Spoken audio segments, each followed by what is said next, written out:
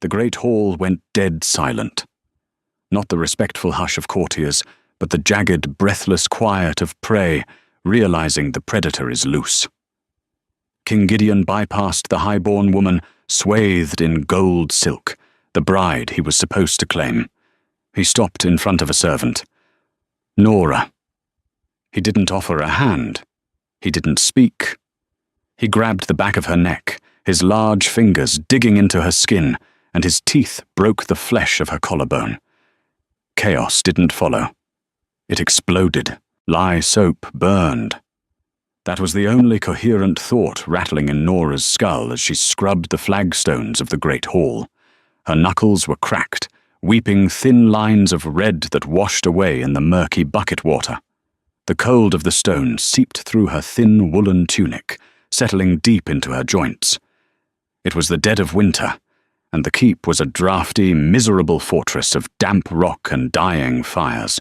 Tonight was the bonding feast, a night of political theatre wrapped in the guise of sacred tradition. Nora didn't care about the politics of wolves. To her, the Lycan lords were just massive, heavy-footed men who tracked mud across the floor she had just cleaned. They ate too much, drank until they reeked of sour ale and fermented apples, and possessed tempers that could end a servant's life with a backhand. She wrung out the heavy bristle brush, her breath pluming in the frigid air. Being mute was a curse in the lower villages, but in the king's keep, it was a shield. She had no voice to object, no tongue to slip and offend a nobleman. She was simply a fixture, furniture that swept the floors. The heavy oak doors swung open, letting in a blast of freezing wind and the frenetic energy of the kitchens. Martha, the head cook, lumbered in, her face red and slick with grease. "Get up, girl," Martha hissed, kicking the side of Nora's wooden bucket. The dirty water sloshed over the rim. "They're seating the high table. Wash your hands. You're pouring the spiced wine tonight. And scrub that soot off your jaw." Nora pushed herself up, her knees popping loudly in the quiet hall. She wiped her hands on her coarse apron, the friction doing little to warm her numb fingers. Pouring wine at the high table meant standing within striking distance of the king and his intended. It meant being seen. She hated being seen. By the time the sun fully set, the great hall was a suffocating cavern of noise and heat. Two massive hearths roared at either end, but the warmth barely pierced the chill of the room. Instead, it just cooked the smells together. The thick, cloying aroma of roasted boar, the sharp tang of bruised pine needles scattered on the floor, the metallic scent of unwashed armor, and the heavy, musky pheromones of 300 wolves confined to one room. Nora stood perfectly still against the tapestried wall behind the high table, a heavy iron pitcher of mulled wine clutched to her chest. The metal was hot, searing her palms, but she welcomed the pain. It kept her awake. It grounded her. Lady Beatrice sat at the center of the table.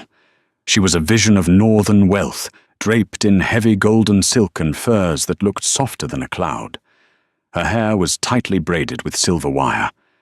But underneath the heavy floral perfume she wore, something imported and sickeningly sweet, like rotting lilies. Nora could smell her nerves. Beatrice was afraid. Her delicate fingers picked at the roasted meat on her plate, tearing it apart, but never bringing it to her lips. She was a prize mare brought to a wolf's den, expected to breed and smile. Then, the atmospheric pressure in the room dropped. The low hum of conversation didn't taper off. It died instantly. The clinking of goblets ceased. Even the fires seemed to stop crackling. King Gideon walked into the hall. He didn't strut or pose like the lesser lords. He moved with a heavy, rolling gait, his shoulders slightly hunched, as if the air itself was a physical weight he had to push through. He wore no crown. His dark hair was shaggy, damp from the snow, and his jaw was shadowed with stubble. He looked less like a monarch and more like a weary mercenary who had been dragged out of a frozen ditch. But the power rolling off him was undeniable. It made the air taste like copper. It made Nora's teeth ache. He took his seat beside Beatrice. He didn't look at her. He didn't offer a greeting to the hall. He just stared at the empty wooden trencher in front of him. Beatrice leaned in, her smile tight and practiced. "My king," she murmured, her voice like glass scraping against stone. "The winter road was harsh, but I am glad to finally be by your side." Gideon grunted, a low, vibrating sound in his chest that wasn't quite a word and wasn't quite a growl. He reached for his empty goblet and slammed it down on the table. A demand. Martha caught Nora's eye from across the room and gave a frantic, jerky nod.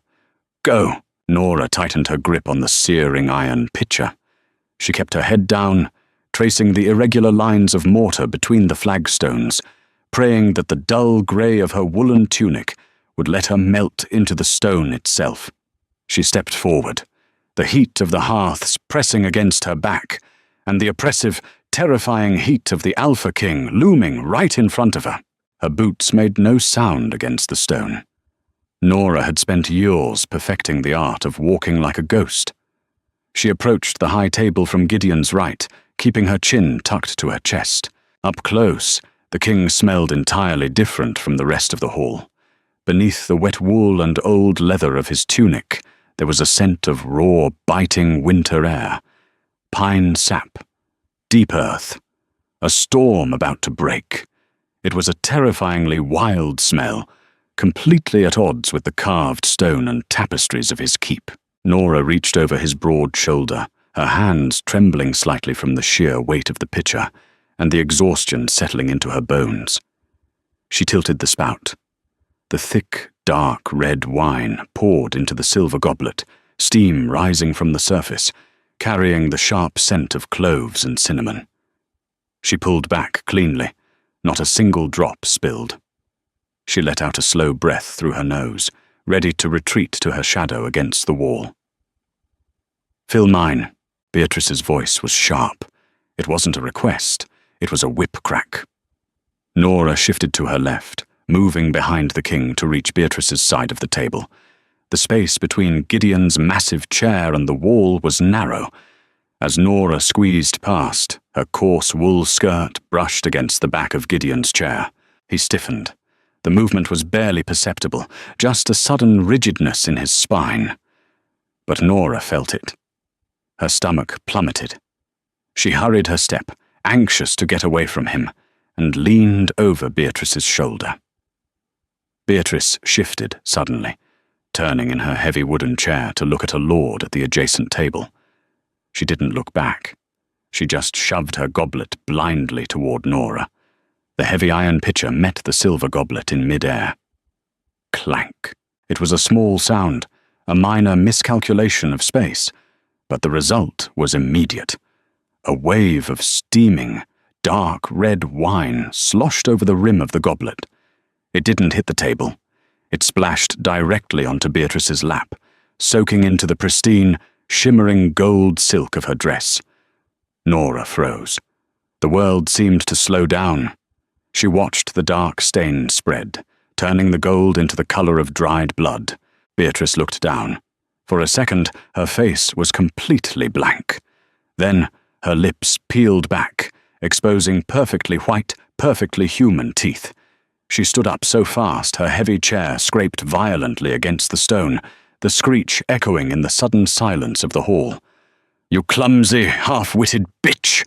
Beatrice shrieked. Before Nora could shrink back, before she could raise her burned hands to defend herself, Beatrice swung.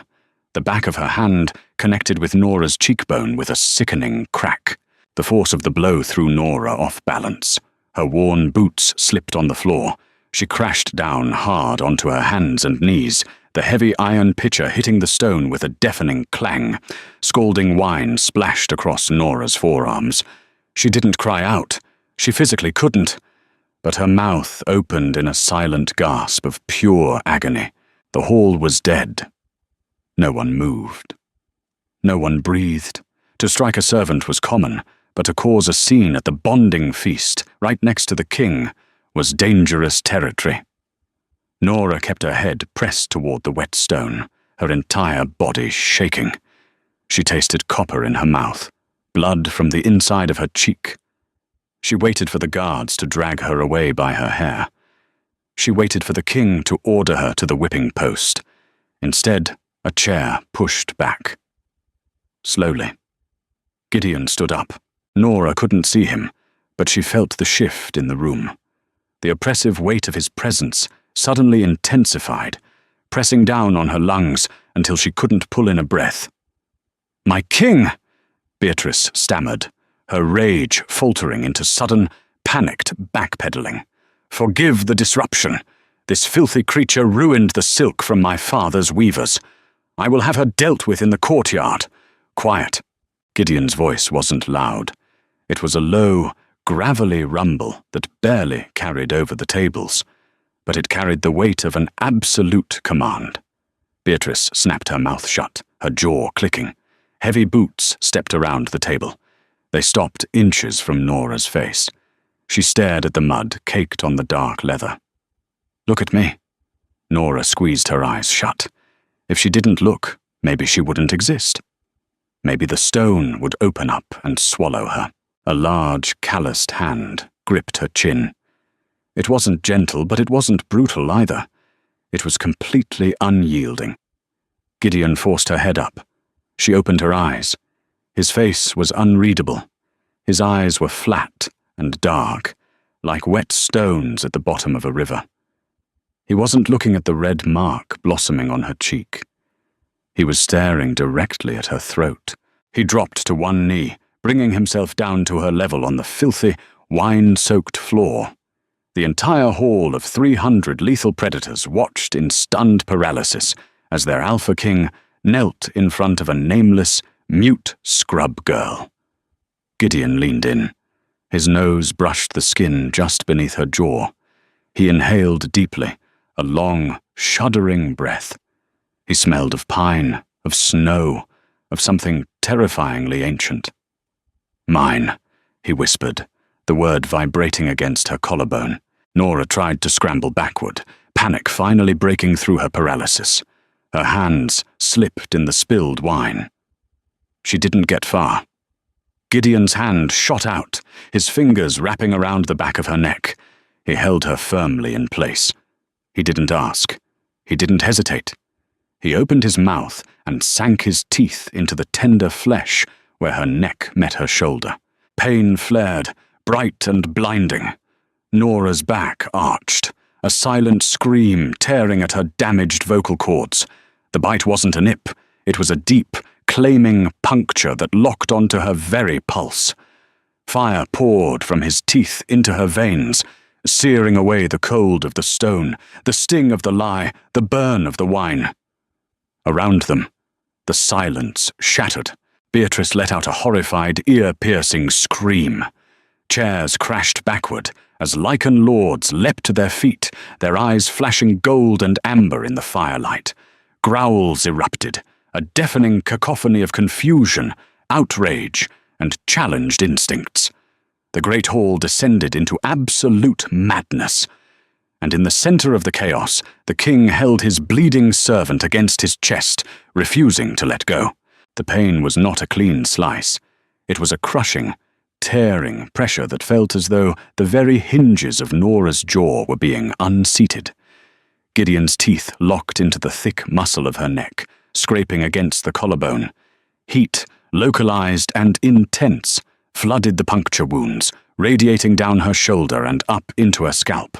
It felt like hot wax poured directly into her veins. She couldn't breathe. Her lungs seized, paralyzed by the sheer, unadulterated shock to her nervous system. She tasted the stale, metallic tang of her own mouth, the copper from where her cheek had split against her teeth. Her hands, still blistered and slick with the spilled, spiced wine, scrabbled uselessly at the heavy wool of Gideon's tunic. She wanted to push him away. She wanted to claw his eyes out. But her fingers merely slid off the wet, coarse fabric, leaving streaks of red wine and grey dishwater across his chest. Above them, the great hall erupted into a frenzy of noise. Beatrice's initial shriek devolved into a wet, choking sob. Chairs splintered against the flagstones as heavy lichen lords shoved away from the tables. The collective sound was deafening, a guttural overlapping of roars, the scraping of iron-shod boots, and the sharp, terrifying shing of broadswords clearing leather scabbards. Gideon did not flinch at the noise. He remained anchored to Nora, his jaw firmly set in her flesh. Slowly, deliberately, he drew the heavy scent of her deeply into his lungs, his chest expanding against her crushed hands. Then he pulled back. The tearing sensation made a sickening, wet sound. A fresh wave of agony spiked through Nora's neck, and she finally drew a ragged, whistling breath, her throat clicking as she fought for air. Gideon's face was inches from hers. His lips were smeared with a bright, wet crimson. His eyes, previously dull and flat, were now bleeding into a luminous, unnatural amber. The pupils were blown wide, swallowing the iris. He looked completely feral, devoid of any human reasoning. Yet his hands, one still clamped on the back of her neck, the other now wrapping around her waist, were terrifyingly steady. "My king!" The shout cut through the animalistic growls of the room. Lord Wyatt, Beatrice's older brother, stood atop the high table. His heavy fur cloak was thrown back, and he held a long sword pointed directly at Gideon's chest. Wyatt's face was mottled red with fury, a vein pulsing dangerously hard at his temple. "You spit on our house! You defile the treaty for a floor-scrubbing mute!" Gideon stood. He didn't release Nora. Instead, he hoisted her up with him, dragging her limp, shaking body off the wine-soaked floor. He tucked her against his side, his massive arm acting as an iron bar across her ribcage, lifting her feet entirely off the ground. The sudden change in elevation made Nora's head spin. Dark spots danced in the corners of her vision. The king turned to face Wyatt. He didn't bother drawing the heavy blade strapped to his own hip. He merely stared at the trembling edge of Wyatt's sword. "Put the steel away, Wyatt," Gideon rumbled. His voice was no longer a human baritone. It was a layered, vibrating bass that seemed to originate from the stone floor itself, vibrating up through the soles of everyone's boots. "You promised my sister the crown," Wyatt bellowed, his grip tightening on the hilt, though he didn't dare step off the table. "You invited the northern clans to a bonding, and you mark a diseased cur in front of our elders? This is an act of war." Around the hall, several of the older lords nodded, their faces grim, their hands resting cautiously on their own pommels.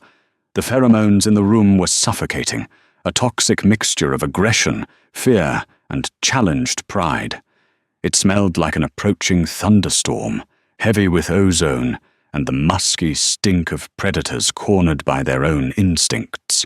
Nora slumped against Gideon, her chin resting weakly on his chest.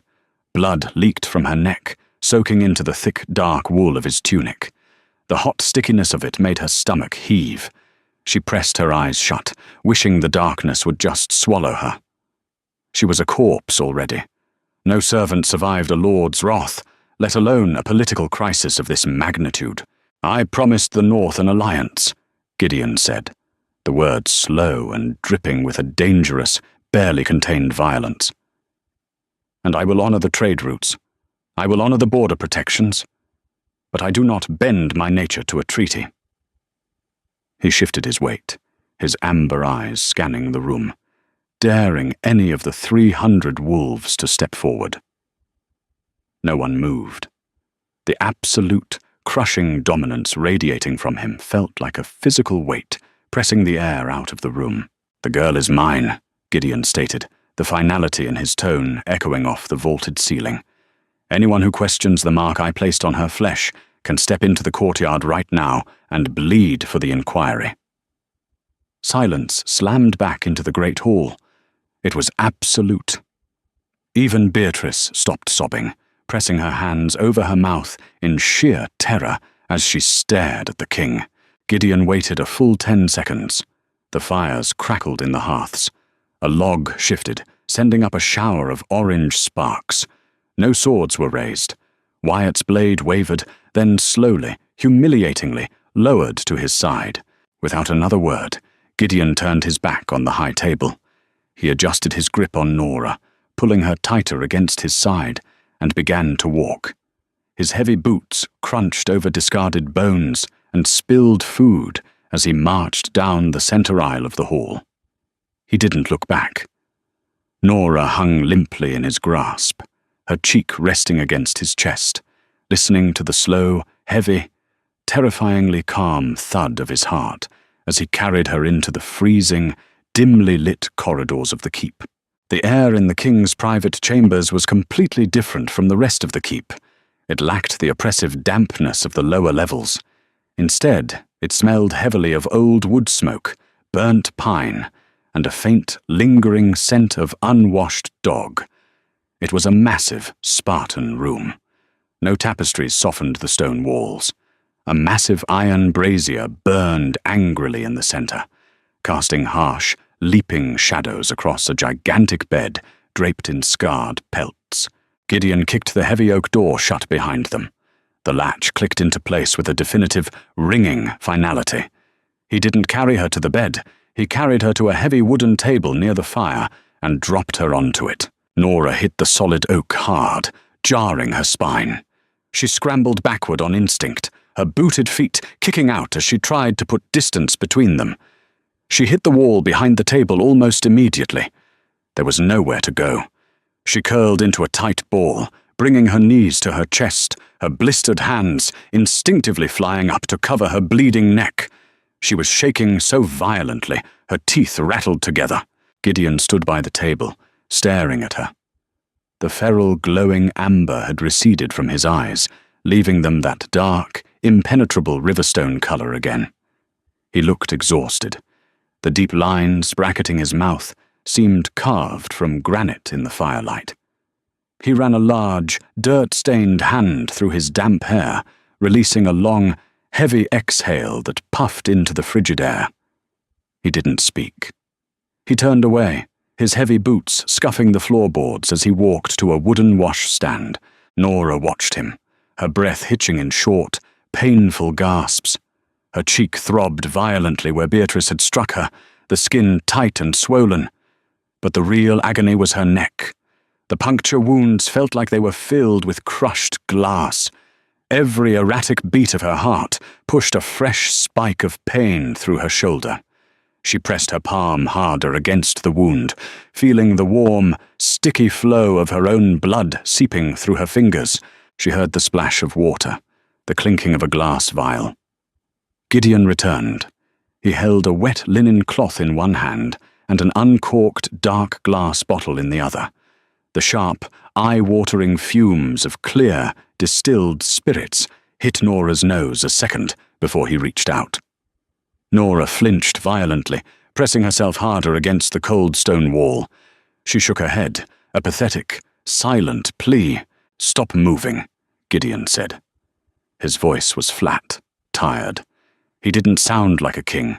He sounded like a man tasked with a tedious, unpleasant chore.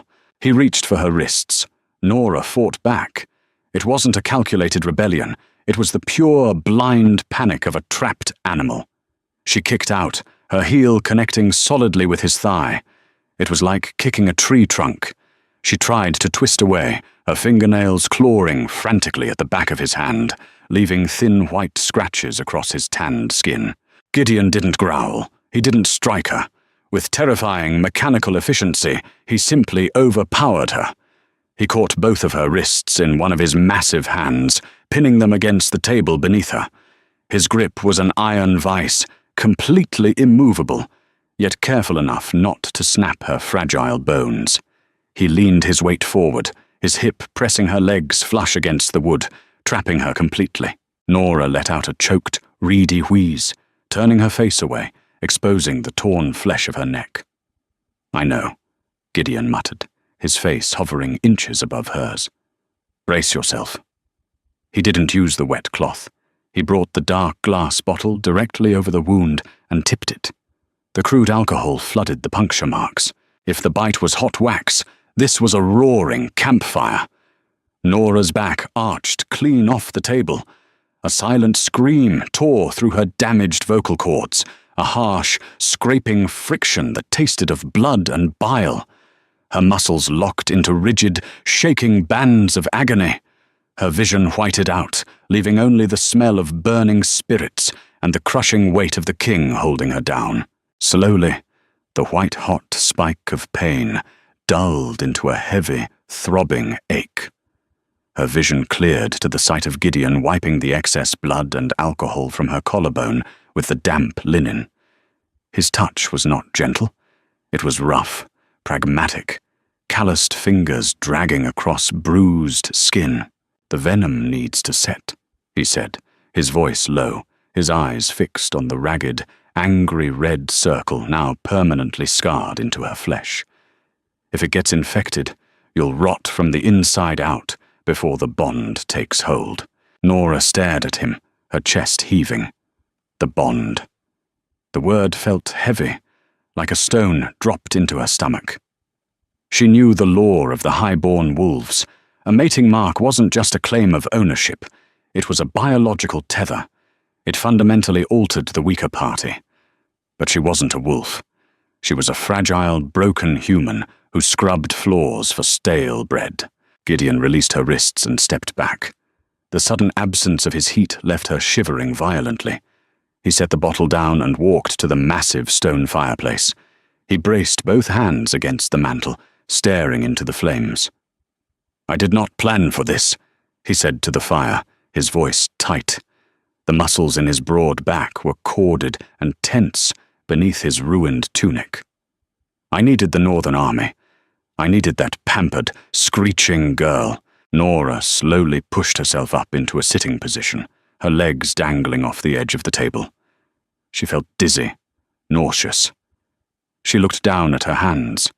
The skin on her palms was bright red and peeling from the searing iron pitcher, completely ignored in the wake of the bite.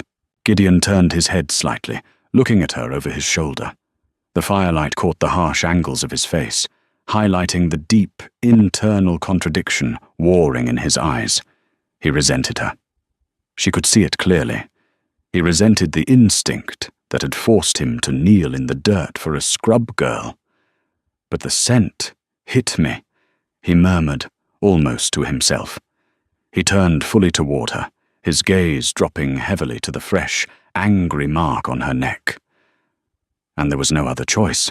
He walked past her, heading toward an adjoining door. He stopped in the frame, his hand resting on the heavy iron latch. "Stay by the fire," he commanded, the flat, authoritative king returning. "Do not open the door. Half the court is looking for an excuse to tear you apart, and the guards out there belong to my father's old regime. They will not protect you." He stepped through the door, and it shut behind him with a heavy thud. A moment later, Nora heard the distinctive, grinding scrape of a heavy iron deadbolt sliding into place from the outside. She sat alone on the table, clutching her burned hands against her chest. The fire crackled in the grate, casting long, mocking shadows across the room. She wasn't just a servant anymore. She was the Alpha King's marked mate, and she was locked in a cage. The scrape of the iron deadbolt felt louder than the screams in the great hall had been. It vibrated through the thick oak door and settled into the marrow of Nora's bones. She was alone. She didn't collapse into a weeping heap. Tears were a luxury for women who had someone to comfort them, someone to care that they were crying. Nora just sat on the edge of the heavy table, listening to the erratic, shallow wheeze of her own breathing. Her body was a map of localized agonies. The blooming bruise on her cheekbone pulled tight, swelling up toward her eye every time she blinked. The puncture wound on her neck throbbed with a heavy, syncopated rhythm that didn't quite match her heartbeat. But her hands were the worst. The burns from the searing iron pitcher were blistering fast. The skin of her palms was angry, shiny, and weeping a clear fluid. If she couldn't use her hands, she couldn't work. If she couldn't work, she starved. That was the unforgiving law of the lower keep. A useless servant was a dead servant. She slid off the table. Her boots hit the floorboards with a dull thud. The room was massive, meant to intimidate rather than comfort. There were no heavy tapestries to block the drafts, just cold, sweating stone and thick timber beams. The fire in the central iron brazier popped, spitting a shower of orange sparks onto the blackened hearthstone. Nora walked toward the washstand. Her legs felt hollow, her center of gravity skewed by the adrenaline leaving her system. She plunged her ruined hands into the basin of freezing, soapy water Gideon had left behind. The shock of the cold was violent. She bit down hard on the inside of her lip, tasting fresh copper as the freezing water attacked her raw nerve endings. She held them underwater until her fingers went entirely numb, the skin turning a mottled, dead white. It was a miserable, temporary relief. But it was all she had. She pulled her dripping hands out and looked around. The king's chamber was devoid of anything soft or welcoming. The massive bed in the far corner was a mess of tangled grey wolf pelts and heavy, scratchy wool blankets. It smelled fiercely of him. Pine sap, damp earth, crushed mint and ozone. Before tonight, that scent would have just been the smell of a dangerous man, a predator to avoid in the corridors. Now it did something terrifying to her biology. The puncture wound on her neck flared, an answering pulse to the heavy scent in the room. A hot, unnatural shiver rolled down her spine, pooling heavy and warm in her stomach. It was a visceral, chemical reaction. Her human mind recoiled in horror, but the freshly injected venom in her veins craved the scent. It was a violation of the highest order, her own body turning traitor, aligning itself with the creature who had bitten her. Nora backed away from the bed, her stomach churning with a mix of nausea and that sickening, foreign warmth. She found a heavy, moth-eaten woolen blanket tossed over a wooden chest near the fire. She dragged it down with her forearms, refusing to use her blistered palms, and wrapped it tightly around her shivering shoulders. She sank to the uneven floor stones right next to the brazier. The heat baked her damp, wine-stained tunic, creating a cloud of sour, wet wool steam. Outside the thick stone walls, the keep was waking up to its new reality. It didn't sound like the usual drunken revelry of a feast night winding down. It sounded like a battlefield forming in the dark. Faint, muffled shouts echoed up through the floorboards.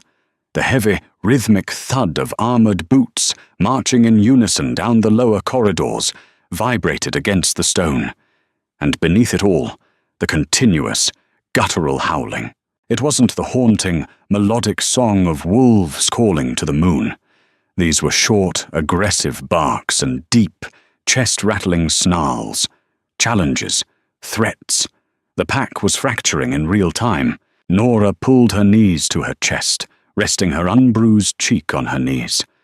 She closed her eyes. She thought of the kitchens. She thought of the heavy iron pots, the smell of rising yeast, the familiar, calloused cruelty of Martha's wooden spoon against her knuckles. It was a miserable life, but it was predictable. She knew the rules. Keep your head down. Don't make noise. Scrub until the stone is clean. Now, she was the anchor to a sinking ship.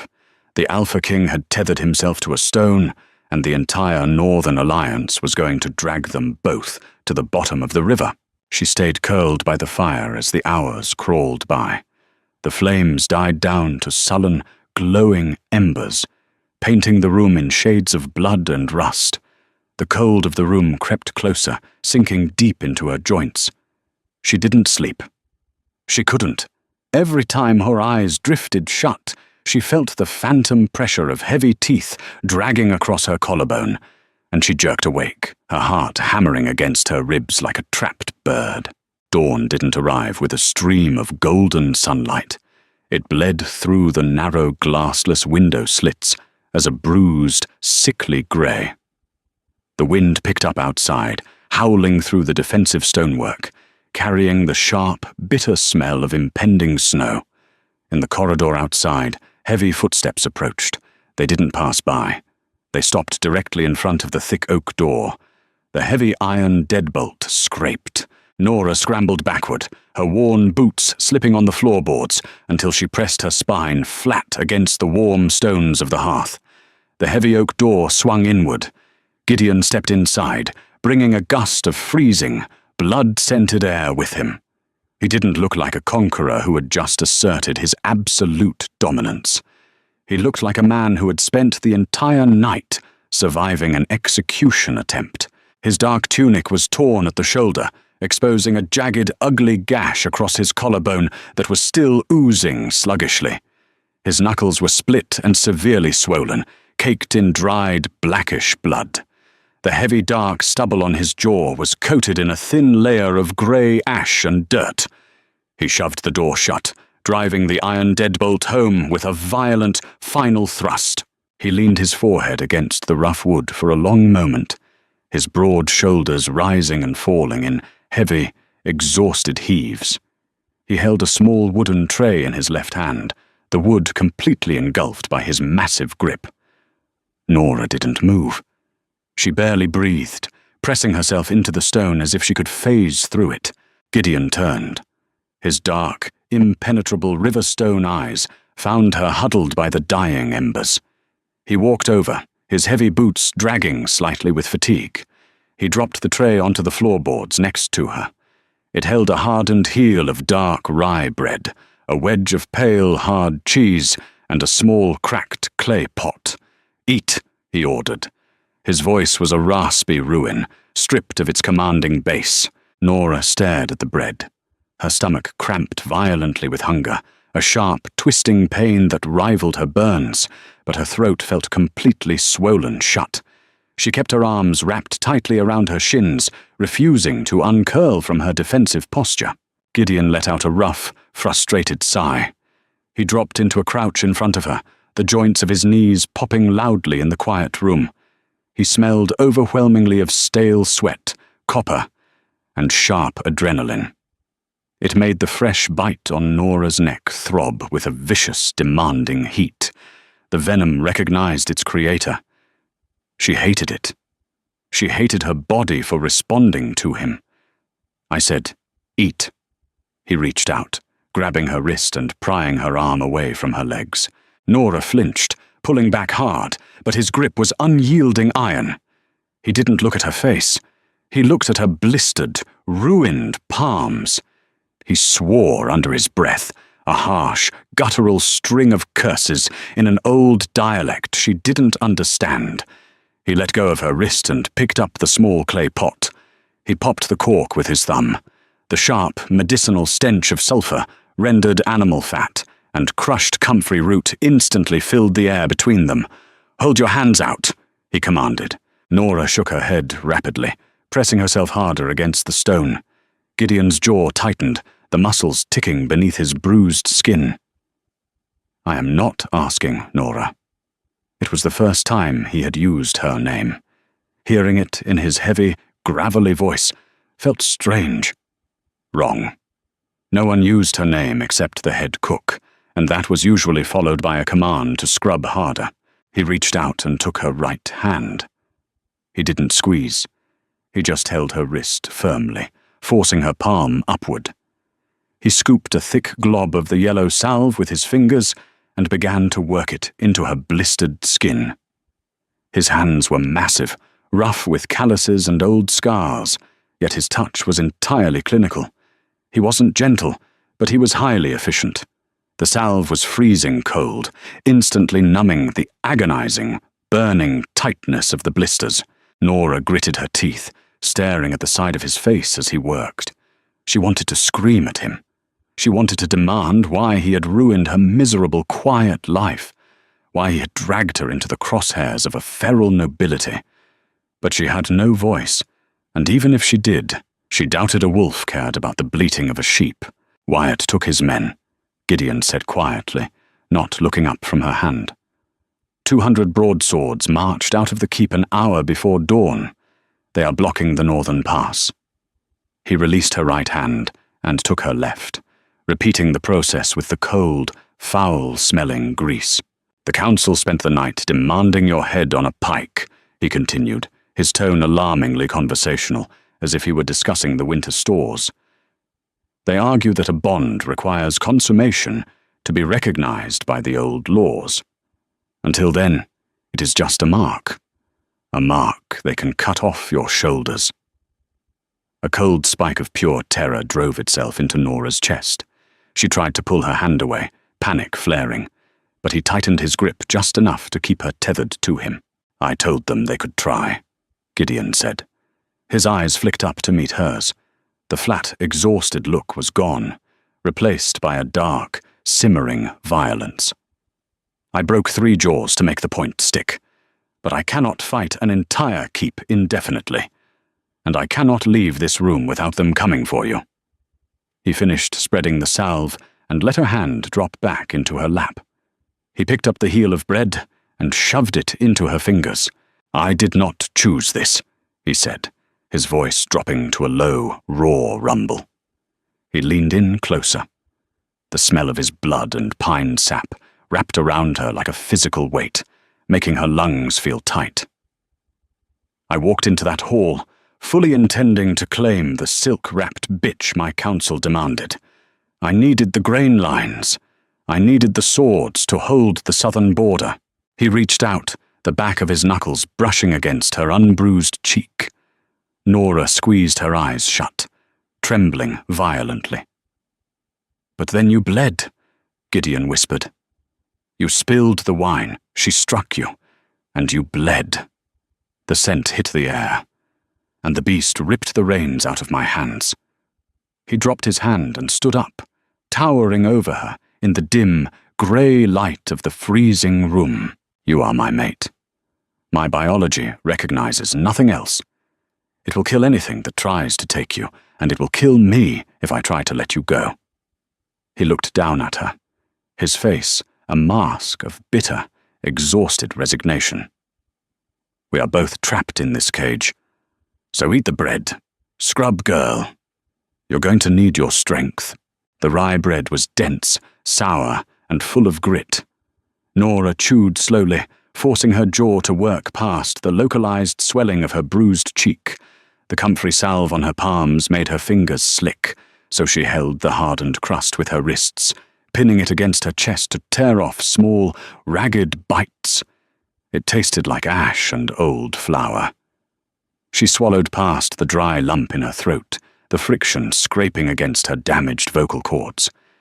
She didn't want to eat. She wanted to crawl under the heavy wolf pelts on the bed and disappear. But hunger was a primal, stupid thing. It demanded fuel, even when the body was meant for the slaughterhouse. Across the room, Gideon had not stopped moving. He abandoned the pretense of rest. He stripped off his torn, bloodied tunic, tossing it into the corner where it landed with a heavy, wet slap against the stone. He was built for violence. His torso was a landscape of old violence. Thick, raised lines of white scar tissue cut across his ribs and wrapped around his heavy shoulders. The fresh gash across his collarbone was ugly. It wasn't a clean sword cut. It was jagged, the flesh torn in a way that suggested teeth or heavy claws. He didn't clean it. He didn't bandage it. He ignored it entirely, walking over to a heavy wooden chest banded in iron. He threw the lid back. The sharp, metallic scent of gun oil and cold steel flooded the room, cutting through the heavy smoke of the dying fire. He pulled out a massive, two-handed broadsword.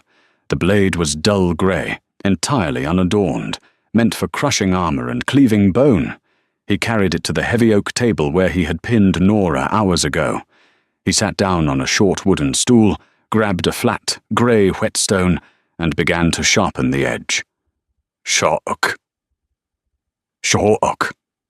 The rhythmic, grating sound of stone on steel filled the cavernous chamber. It was a monotonous, terrifying lullaby. Nora sat by the hearth, her knees pulled to her chest, the moth-eaten blanket wrapped securely around her shoulders. She watched him. She couldn't stop. It wasn't fascination. It was the hypervigilance of a prey animal, memorizing the movements of the wolf in its cage. But there was something else, too. a sickening, underlying hum beneath her skin. Every time Gideon dragged the whetstone down the length of the blade, the muscles in his broad back flexed and shifted, and every time they did, the puncture wound on Nora's neck throbbed. It wasn't pain anymore. It was a phantom heat, a deep, pulling sensation that felt entirely invasive. It made her stomach churn. Her body was trying to sync its rhythm to his. The venom he had pumped into her veins was actively rewriting her nervous system, dragging her human frailties into the orbit of his apex biology. She hated it. She dug her fingernails into her own shins, pressing hard enough to bruise through her thick woolen stockings. She needed her own pain to drown out the unnatural pull. Gideon paused. He didn't look up from the blade, but his heavy shoulders stiffened. "Stop that!" Nora froze. How did he know? He was 20 feet away, facing the opposite wall. "I can smell your distress," he muttered, his voice a low, vibrating rasp. "It spikes the adrenaline in the air. It tastes like burnt copper. Stop hurting yourself." Nora let her hands drop from her shins.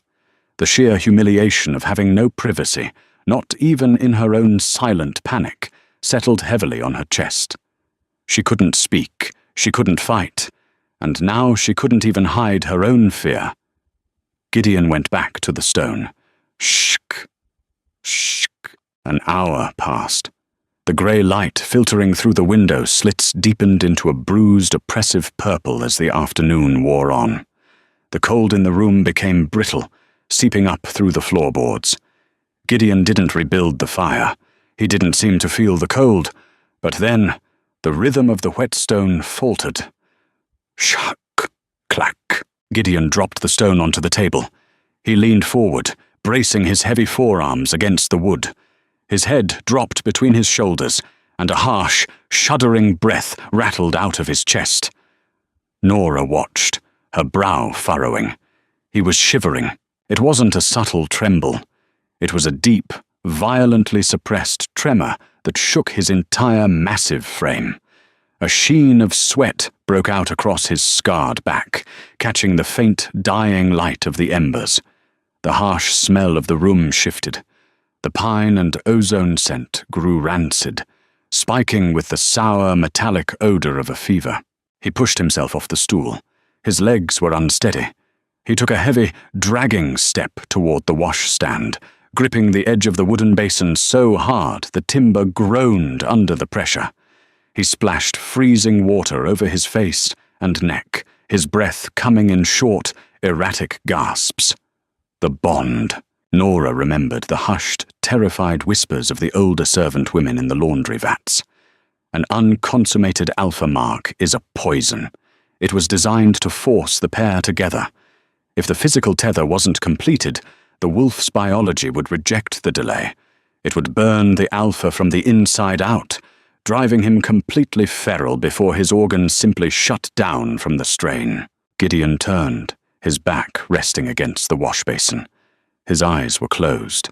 His chest heaved. The veins in his neck and arms stood out like thick, blue cords. He looked like a man being slowly crushed to death by invisible weights. He opened his eyes and looked at her. The dark riverstone color was completely gone. His irises were a blinding, unnatural gold, bleeding out to swallow the whites of his eyes. Nora stopped breathing. She pressed herself flat against the stone hearth. The terrifying, calculated warlord was gone. The beast had taken the reins.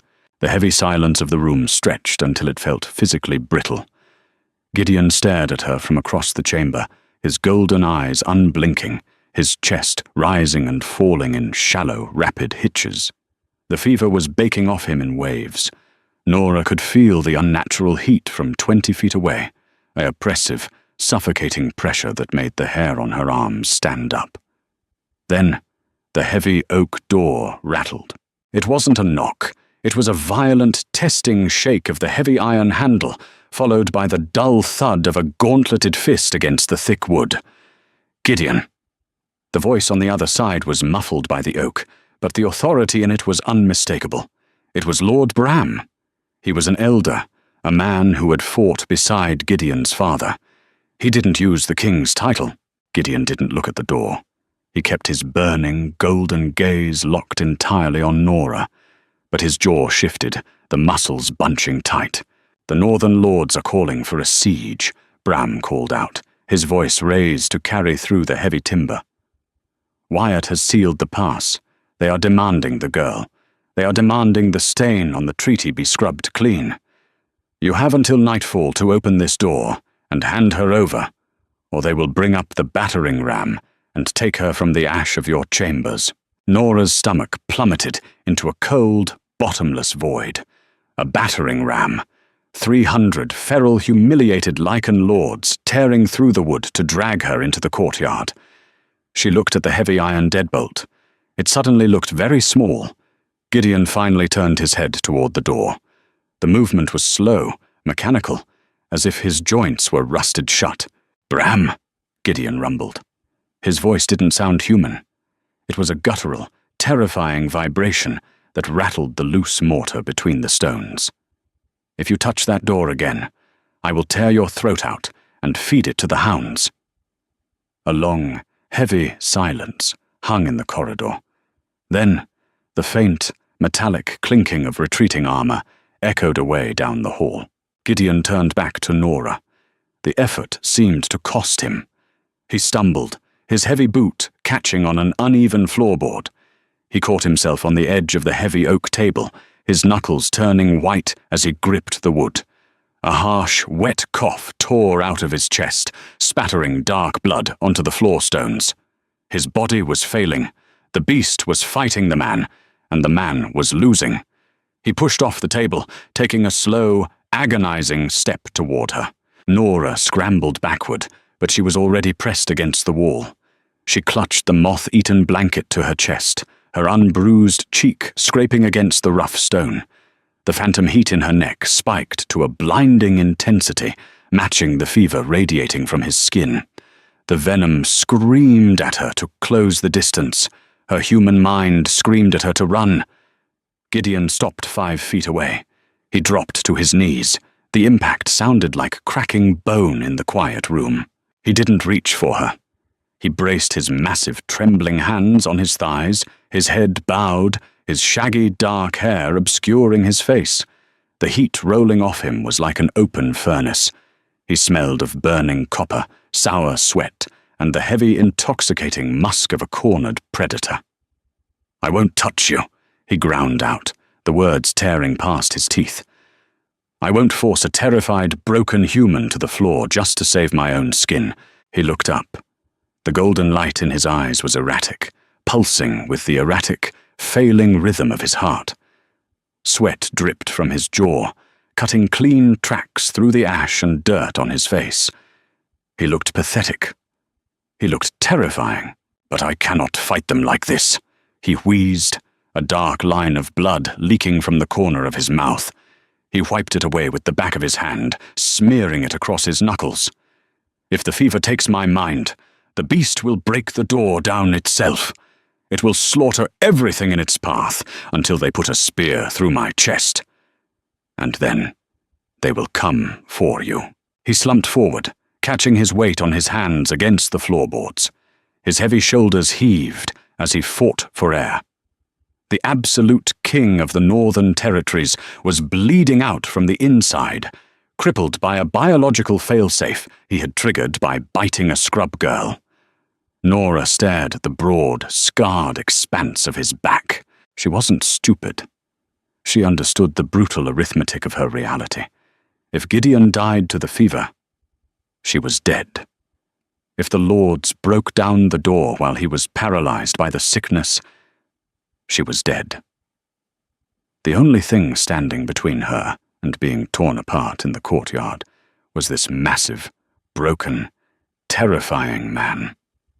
And he needed her to fix him. The consummation. The word felt like swallowing ground glass. She looked at her blistered, weeping palms. She looked at the heavy, dark blood staining Gideon's chin. This wasn't a romance. There was no gentle wooing, no soft promises of safety. This was a hostage negotiation, written in blood and fever sweat. Slowly, her hands shaking so badly she could barely maintain her grip, Nora pushed the heavy woolen blanket off her shoulders. It pooled onto the dirty floorboards. She pulled her knees out from under her chin. She crawled forward over the cold stone. She didn't look at his eyes. She looked at the heavy, pulsing vein on the side of his neck. She reached out with her slick, blistered hands, the comfrey salve sticking to the rough, sweaty wool of his remaining garments. She touched his burning shoulder. Gideon violently shuddered at the contact. A low, desperate, entirely inhuman whine tore out of his throat, and his massive hands shot out, gripping her waist to pull her into the inferno. His hands were like burning iron. As Gideon's massive fingers wrapped around Nora's waist, the sheer, crushing heat of his fever transferred to her cold skin. He didn't pull her down.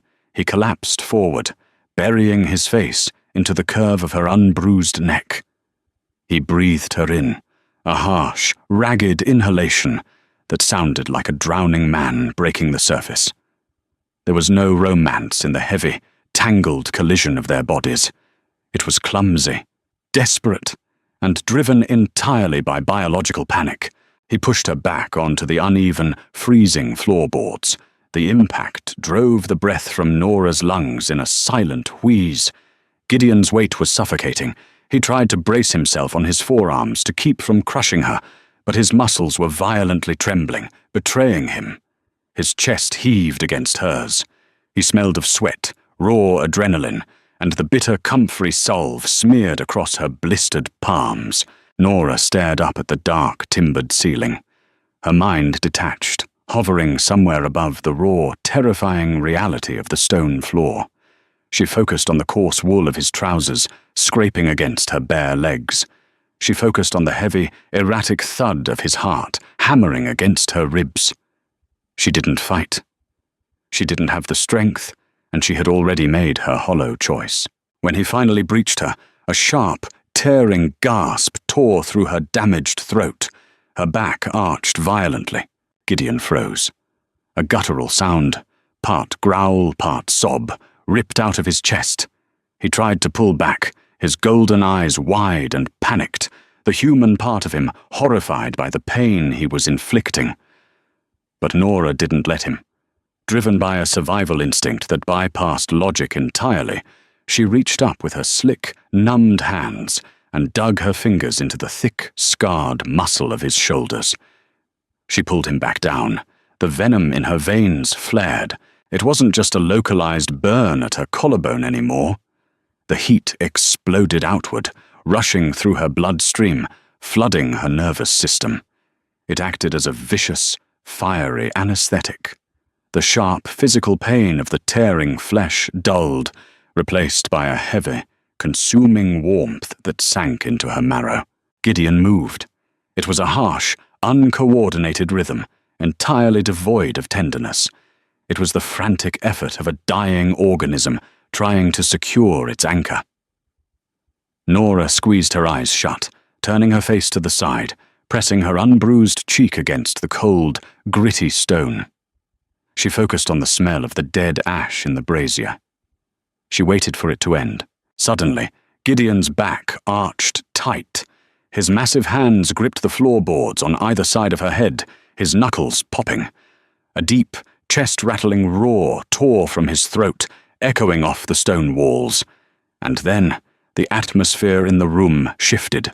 It was immediate. The oppressive, suffocating weight of the fever broke. The unnatural, baking heat radiating from his skin snapped, cooling rapidly into a normal, heavy warmth. The venom in Nora's blood stopped burning. It settled, weaving itself permanently into the fabric of her biology, leaving behind a strange, thrumming hum of energy. She could feel his heartbeat, not just against her chest, but echoing faintly in her own pulse. The tether was locked. Gideon collapsed entirely, his full weight pressing Nora into the floor. For a long minute, neither of them moved. The only sound in the room was their harsh, synchronized breathing. Slowly, Gideon pushed himself up. He didn't stumble. The violent tremors were gone. The sickly sheen of sweat on his skin had already begun to dry in the freezing air. He looked down at Nora.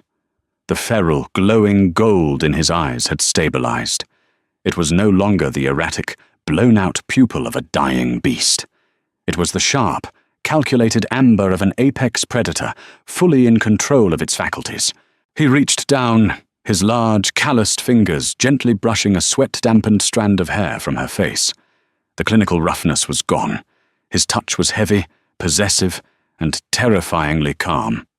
"It is done," he murmured. His voice was a deep, resonant bass again, the raspy ruin healed entirely by the completed bond.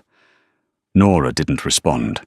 She felt hollowed out, exhausted beyond measure, yet strangely grounded. Her hands, still smeared with the yellow comfrey salve, ached less.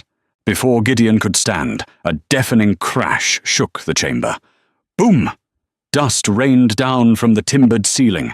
The heavy oak door groaned, the thick iron hinges protesting against the stone frame. Boom! The battering ram. The sun had set, and the northern lords had come to collect the treaty's debt. Gideon stood up. The lethargy of the fever was completely eradicated. He moved with a terrifying, fluid lethality. He reached down, grabbing the thick woolen blanket Nora had discarded, and tossed it over her shivering body. He walked to the heavy table and picked up the broadsword he had sharpened. He didn't bother putting his bloodied tunic back on. He stood bare-chested in the freezing room, the scars on his torso standing out stark white against his skin. He gripped the hilt with both hands, rolling his heavy shoulders. Boom! Wood splintered. A jagged crack appeared down the center of the thick oak door. The heavy iron deadbolt was bending outward, screaming under the immense pressure. Nora pulled the blanket tightly around her neck, hiding the claiming mark. She dragged herself backward, putting her back flush against the stone wall of the hearth. She wasn't a scrub girl hiding from Martha's wooden spoon anymore.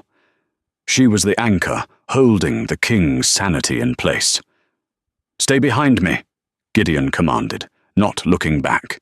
He raised the heavy grey steel, pointing the tip directly at the center of the fracturing wood. Crack! The iron deadbolt snapped. The massive oak door blasted inward, slamming against the stone wall with a concussive force that rattled Nora's teeth. The dark corridor beyond was packed with armored men, the torchlight catching the glint of 200 drawn broadswords. Lord Wyatt stood at the threshold, his teeth bared, holding a heavy iron mace. Gideon didn't wait for a challenge. He didn't wait for a demand. He lunged into the breach. The heavy oak door is splintering, and the Alpha King is finally off his leash. Will Gideon slaughter the very lords he needs to hold his kingdom, or will the Northern Alliance drag Nora out into the blood-stained snow? The bond is permanently sealed, but the brutal war for the keep has only just begun. If you are completely hooked on Nora and Gideon's dark, gritty survival story, smash that like button, subscribe to the channel, and turn on notifications so you do not miss Part 10. Drop a comment below. Did Nora make the right choice, or did she just delay her own execution? Share this with your fellow dark romance addicts.